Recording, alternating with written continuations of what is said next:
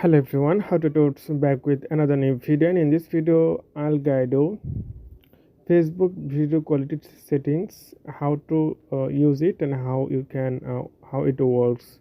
So first of all you need to log in your account, then tap here right top corner, it's a profile icon, and tap here three line left side, scroll down, you can see here settings and privacy, simply tap the settings option,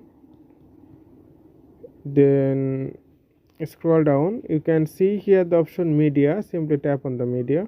So you can see in the settings you can customize, you can control, you can handle in your video. So first of all, optimize, it means is the HD quality, it's related to your network settings. If your network is good, then you will get the high quality videos.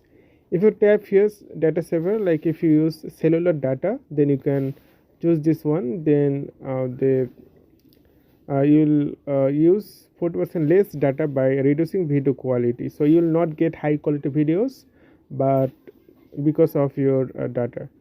And you can see here autoplay in feeds and stories, so you can see you can choose this only Wi-Fi if you want, or you can never, you can see here not autoplay.